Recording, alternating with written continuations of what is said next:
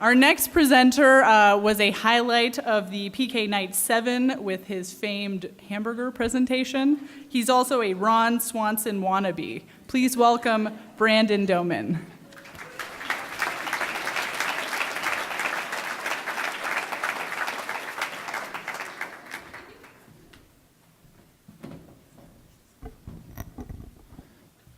Hello, I'm Brandon, and I am an umpire.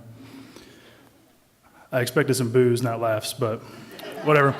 So I've been umpiring for about 15 years, everything from little 10-year-olds on up through NCAA baseball.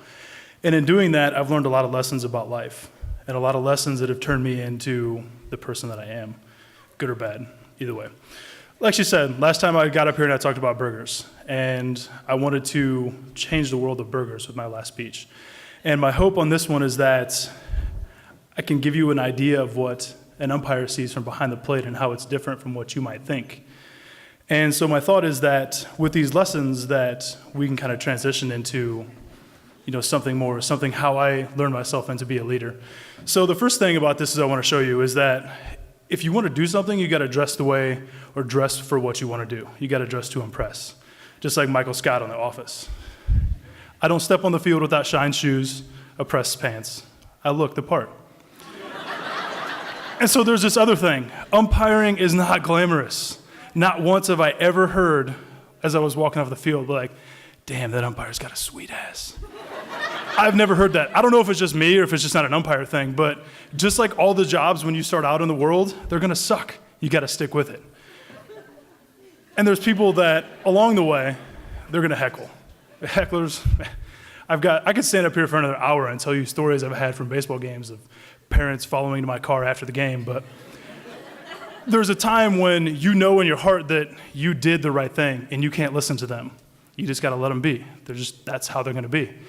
And with that, people are gonna yell. You can't take it personally. I mean, so it would be unfortunate if I took everything that I heard on the baseball field personally. And if I did, I would be a very, very angry person. But I can't be that because I gotta get through life. I wanna be happy. And part of being a leader and doing different things in your life is that you've gotta be able to make decisions. This is the amount of time when I'm behind the plate I have to judge if a pitch is a ball or a strike. And not just if it's straight, sometimes it curves. It could be a 93-mile-an-hour slider that breaks this much. And sometimes I don't even see it. But I have to be able to make a decision, and I have to trust myself that I was right. And so going along with that is like sometimes making decisions is gonna suck. Like I pity the umpire that had to make this call. Look at all that dust. But there's a thing in life that you've gotta understand, and sometimes you gotta let the dust settle. And then you gotta make the call and figure out what you wanna do. Sometimes, like I said earlier, hecklers are gonna heckle. And you gotta stand up for the decision that you made. Whether it was right or wrong, you gotta stand up for yourself. Sometimes you screw up. I've made some bad calls.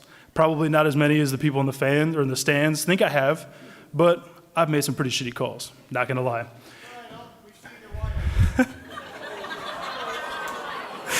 And so sometimes though you make bad calls, you gotta learn to admit when you've made a bad decision. Sometimes you screw up and you gotta stand up and be like, I screwed up. Don't run from your mistakes. Own them and teach people that you're gonna be a better person.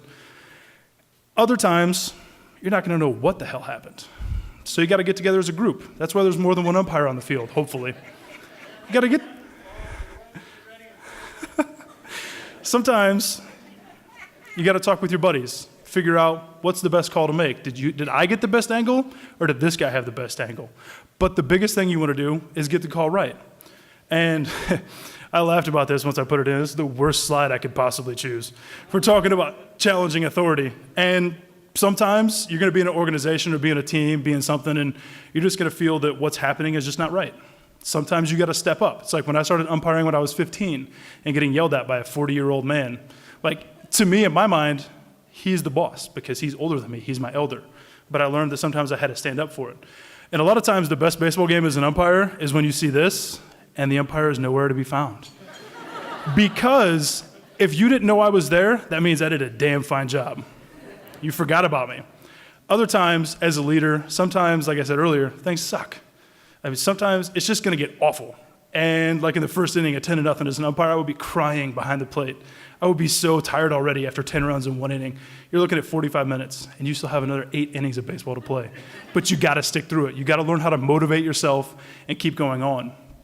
And so what I'm building up to in this is that being behind the plate or in the field, I've learned a lot of lessons. Whether people have been yelling at me, I've learned a lot about myself, and I've learned a lot about fortitude to stand up for what I know is right and what I want to do. And so with those skills, you can go into leadership and teaching other people about the things that you want to do. And there's a book called Why, When, and That, or something. We'll figure it out. It was on the slide.